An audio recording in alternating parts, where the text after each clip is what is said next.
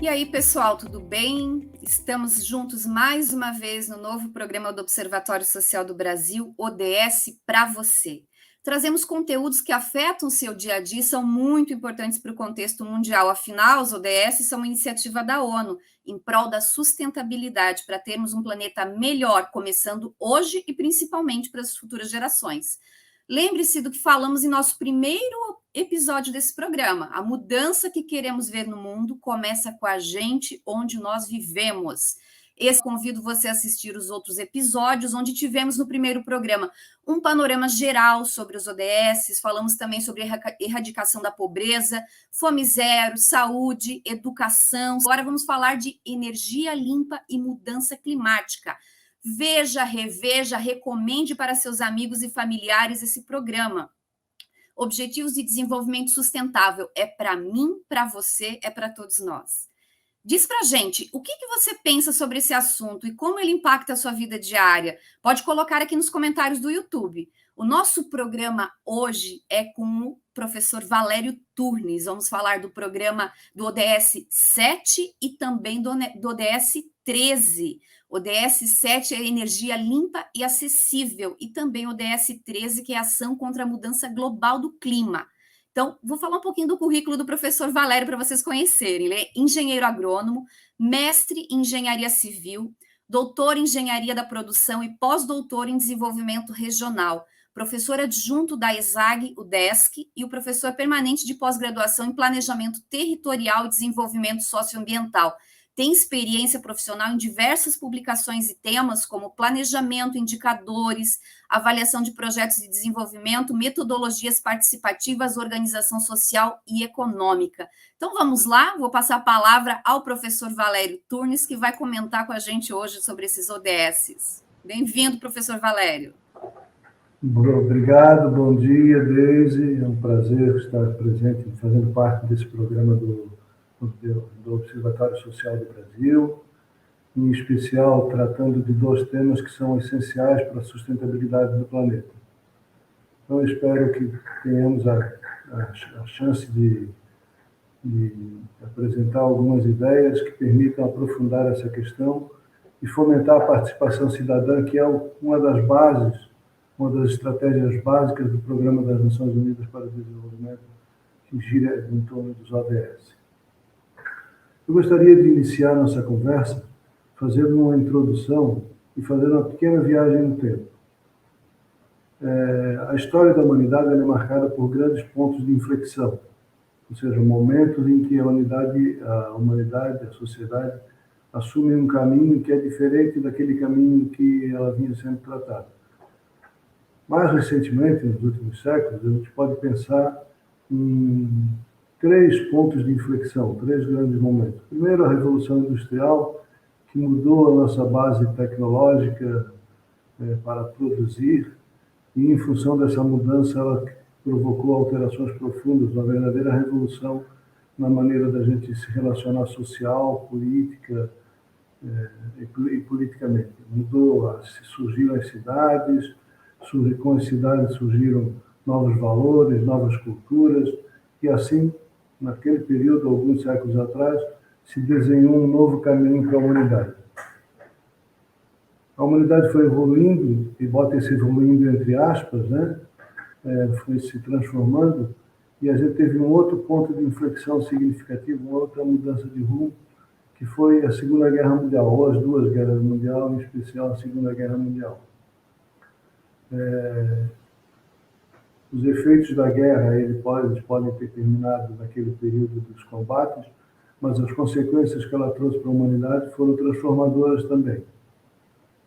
Nós tivemos uma mudança gigantesca no padrão tecnológico, o mundo saiu da guerra bipolarizado, duas ideologias começaram a disputar a hegemonia planetária,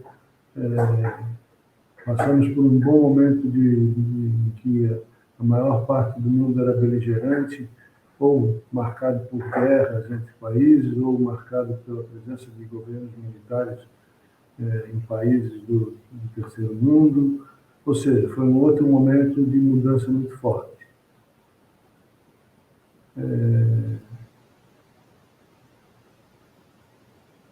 Um outro momento importante, né, pós, que foi resultado somatório, digamos assim, ou dos efeitos da soma da Revolução Industrial e da Segunda Guerra Mundial, foi o fenômeno que se estabeleceu, que nós vivenciamos hoje, que é o que nós chamamos de globalização, que na verdade consiste numa proposta de reorganização social a partir da revisão de muitos e muitos fatores.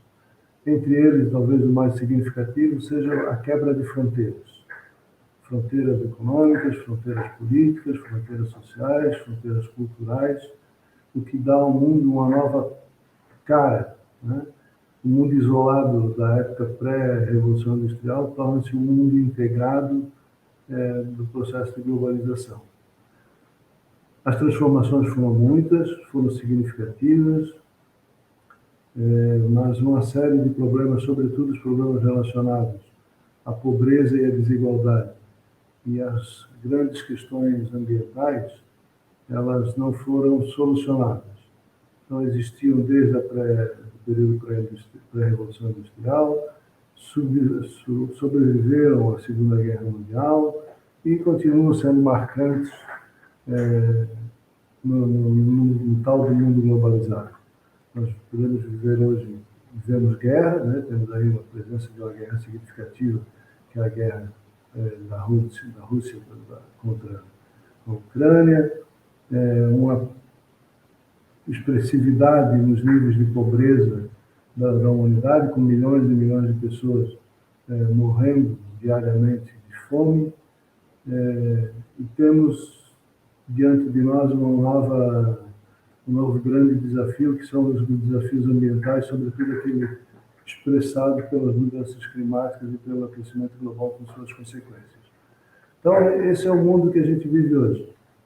Essas questões, elas começaram a ser mundializadas nos anos 60 e 70, ou seja, superar fronteiras nas suas discussões, e algumas tentativas de estabelecer pactos globais começaram a ser feitos.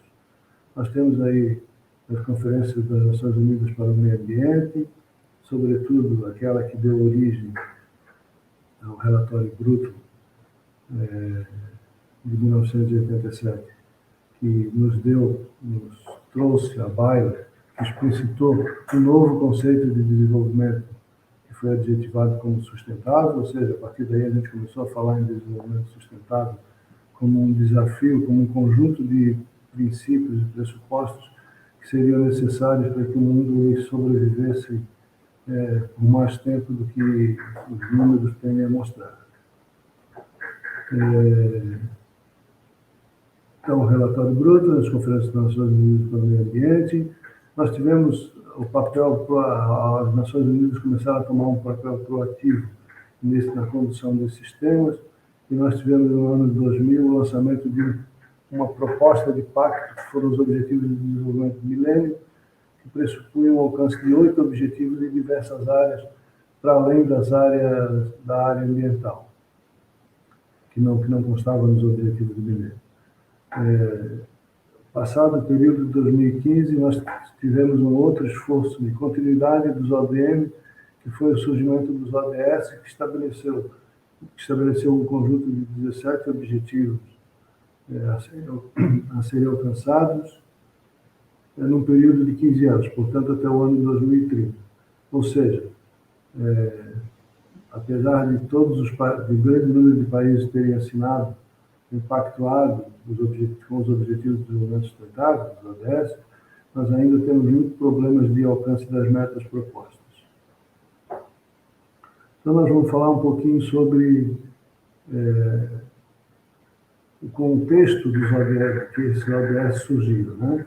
Então, ele parte do conceito de sustentabilidade ou de desenvolvimento sustentável, ou seja, uma nova maneira de a gente encarar o desenvolvimento, colocou na mesa o pressuposto de que pensar em desenvolvimento é mais do que nunca não pensar somente em crescimento econômico, em PIB, e sim que a gente precisa de outros indicadores e alcançar metas e objetivos em outras dimensões, e o conceito básico de desenvolvimento sustentável fala em 3, ou 4 dimensões: a dimensão econômica, social, ambiental e institucional.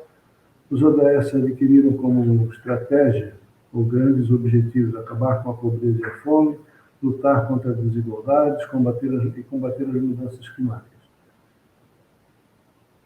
Então, para tudo isso, constitui um plano de ação, conhecido também como nossa Agenda 2030, que consiste de 17 objetivos, 169 metas a serem alcançadas no período de 15 anos. Nós vamos falar especialmente nessa nossa conversa de hoje, de 2 objetivos.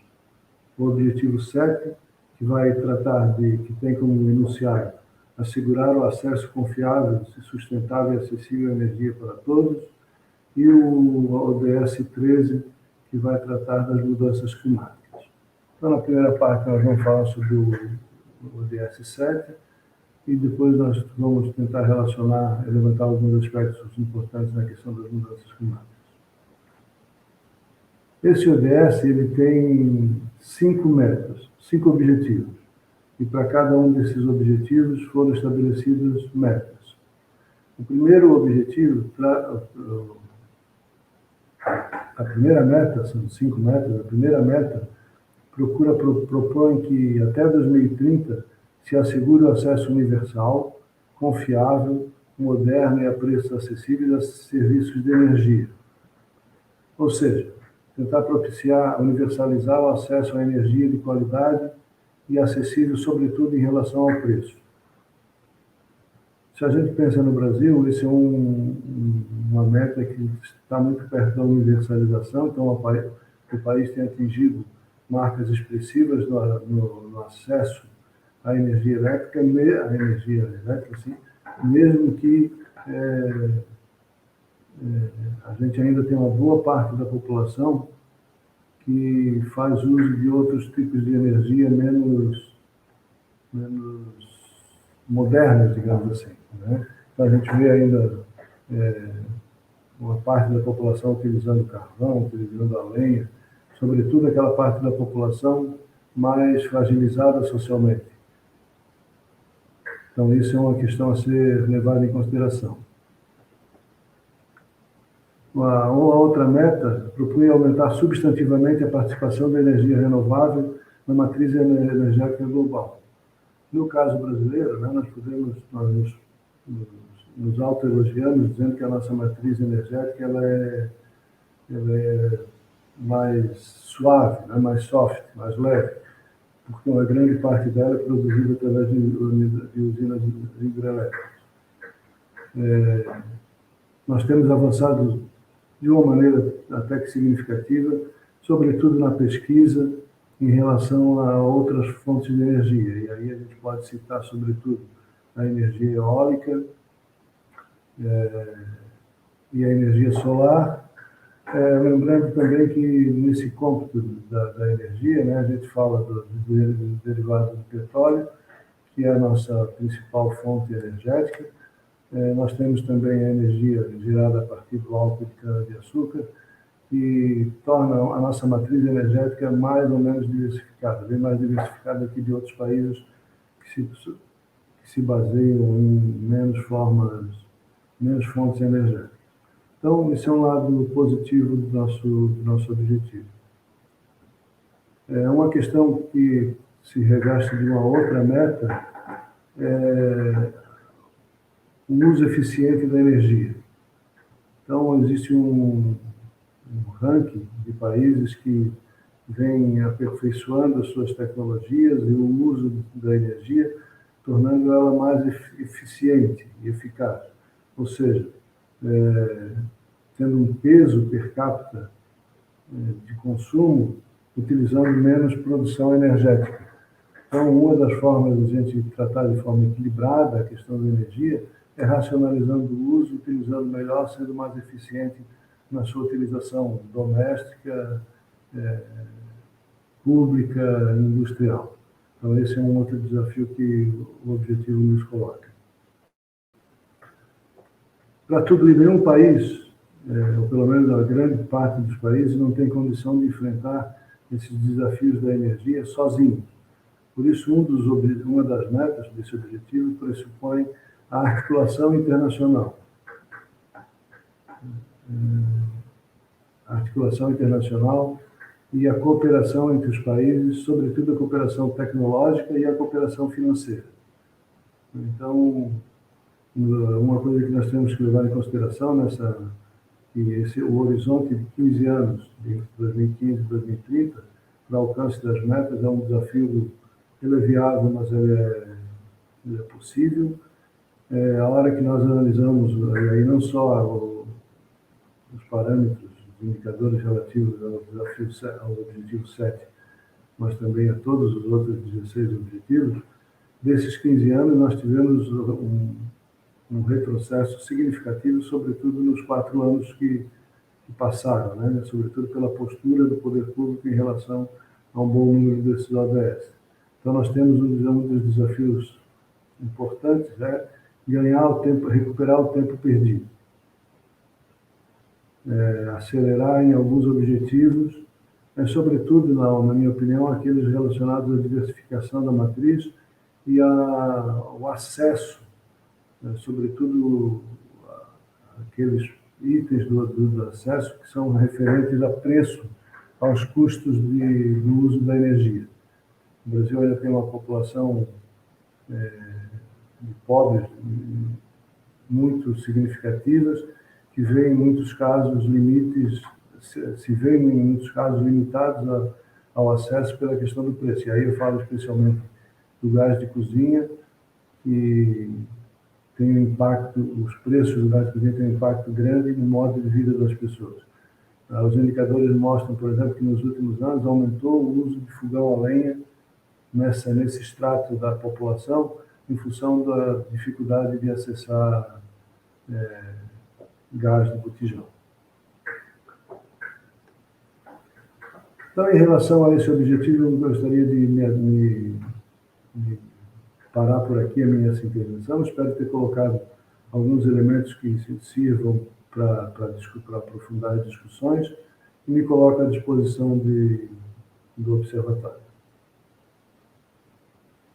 Muito bem, obrigada, professor Valério. Um tema tão importante que impacta diretamente no desenvolvimento econômico, principalmente, a questão da energia, o consumo, como que isso é para o cidadão também, Então, vamos agora ouvir um pouquinho das entrevistas. A equipe do SB foi às ruas para saber a opinião das pessoas sobre esses ODS, Então, vamos ver o resultado. Olá. Importância da energia limpa? Acho que a principal é por ser sustentável, contribuir para a qualidade de vida da população, através da não queima dos combustíveis fósseis, não gera gases poluentes como o CO2 para o efeito estufa e nem resíduos diversos prejudiciais à saúde. Não agrava o aquecimento global, auxilia na preservação do meio ambiente, além de ficar à disposição das gerações futuras.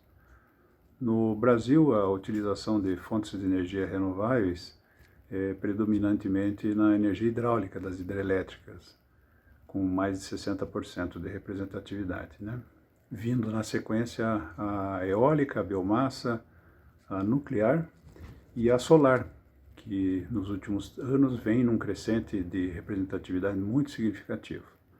Podemos dizer que a matriz energética brasileira é uma das mais limpas do mundo, ficando atrás apenas da China e dos Estados Unidos.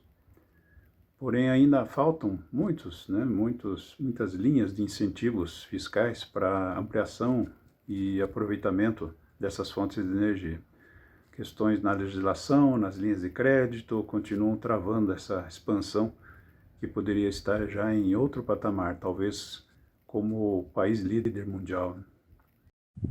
Eu diria que, na minha concepção, enquanto leiga no assunto, eu acredito que está mudando bastante e a gente sente isso no dia a dia, com grandes variações climáticas que não ocorriam.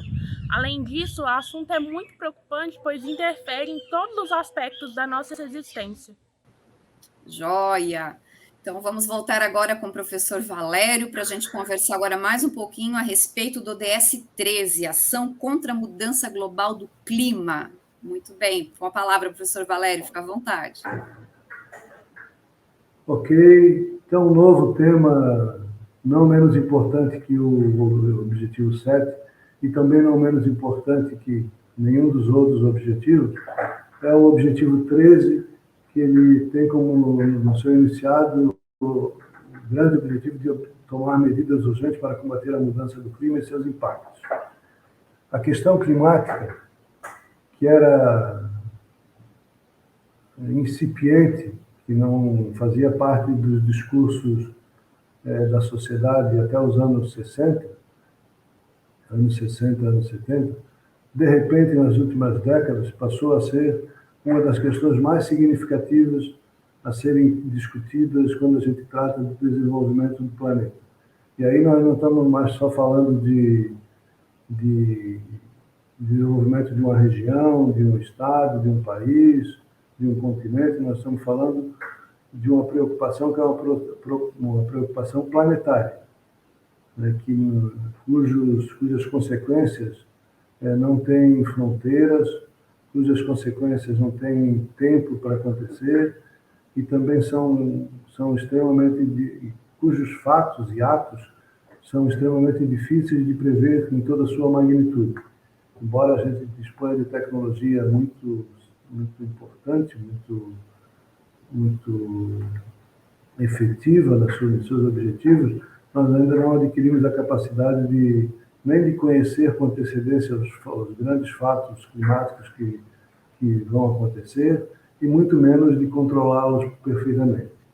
Então, esse objetivo, ele trabalha isso, né? Ele trabalha a necessidade de nós desenvolvermos medidas urgentes para combater a mudança climática, portanto, atacar suas causas e, da mesma maneira, controlar os seus impactos. Nós vamos ver que esse objetivo ele também tem 5 metas. A primeira delas é reforçar a resiliência e a capacidade de adaptação a riscos relacionados ao clima e às catástrofes naturais em todos os países. Nós temos aprendido, né, com as pessoas que estudam o tema, de que as mudanças climáticas elas estão provocando mudanças gerais no planeta em termos de clima, né?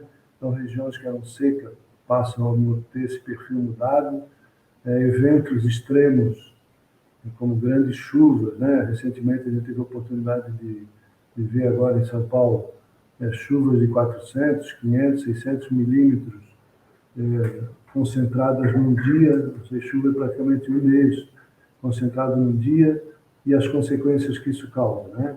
Morte, perdas econômicas, desajustes sociais, problemas econômicos em função da destruição de infraestrutura, problemas em relação ao poder público pelo aumento da demanda que isso gera em termos de políticas públicas e de programas públicos de emergência. Então, existe uma necessidade extrema da gente, e são fenômenos que são incontroláveis, né?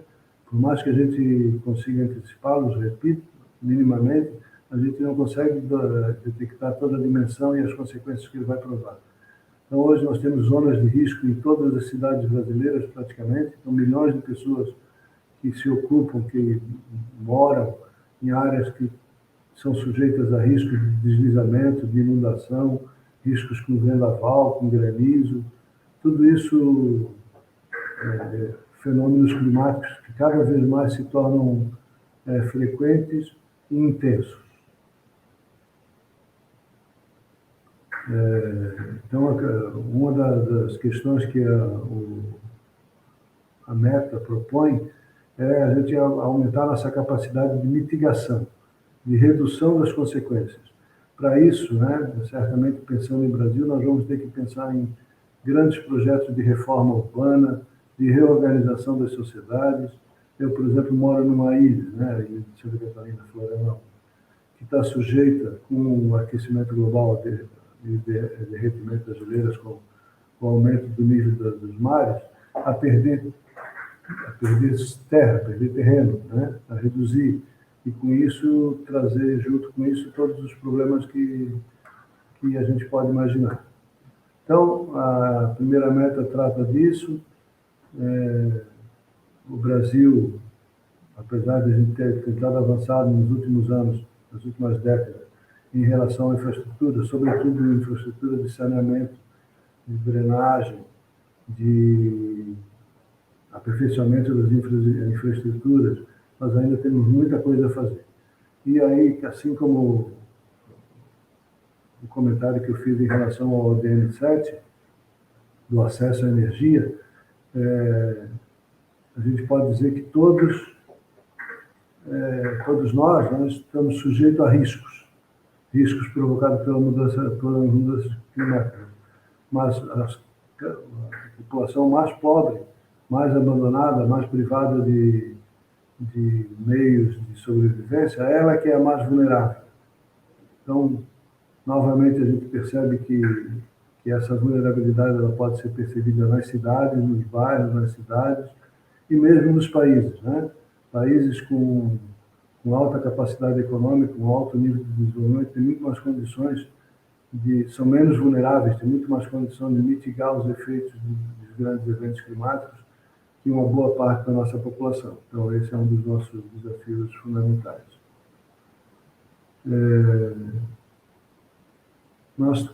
Em função disso, nós carecemos de políticas públicas efetivas e urgentes. Então, políticas públicas relacionadas à habitação, saneamento básico, infraestrutura, transporte, emprego, renda, educação, saúde, que estejam coadunadas, né, que estejam relacionadas de alguma maneira ao esforço de mitigação das mudanças climáticas. Então, políticas públicas é um tema fundamental.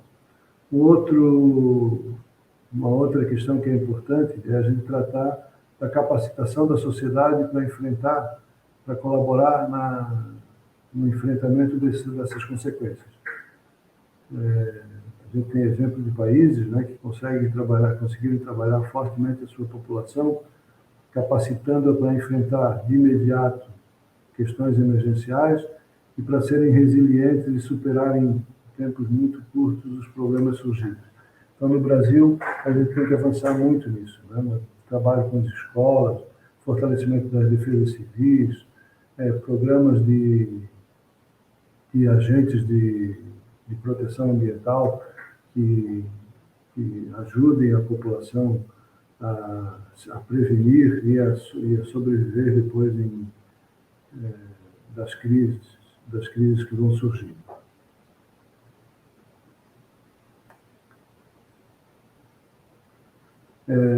Em relação a outra meta importante é a demanda que as cidades brasileiras apresentam hoje, né? Nós temos cidades, sobretudo as grandes cidades, carecem muito de planejamento, né? E a gente, em função da falta de planejamento, a gente vê surgir grandes problemas sociais, econômicos, ambientais em torno das cidades. É importante que a gente atue firmemente, sociedade, iniciativa privada e o poder público, nesse esforço de planejamento de novas cidades.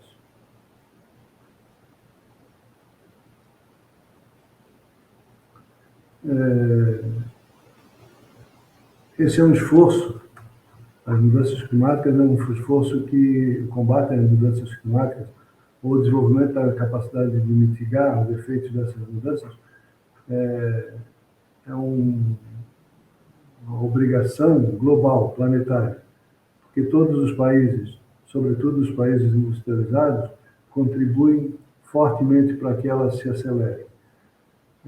Então, o caráter global das ações ele tem que ser fortalecido nessa questão. Mas não menos importante é a participação das pessoas, dos cidadãos, naquilo que lhes cabe, naquilo que for possível, desde da prática da adoção de práticas ambientais mais corretas, da reciclagem, da utilização de padrões de construção que levem em consideração as mudanças. Então, existe uma gama de ações que é muito grande e que nós temos o poder de mudar minimamente. O somatório de milhões de mudanças pequenas o resultado de grandes mudanças pequenas são grandes mudanças. Então, cabe aqui também, além da cobrança ao poder público, além da cobrança à iniciativa privada, a chamada para que a população se integre nessa discussão. O mundo novo será um mundo sustentável, um mundo que depende da iniciativa privada, do poder público, das organizações da sociedade civil.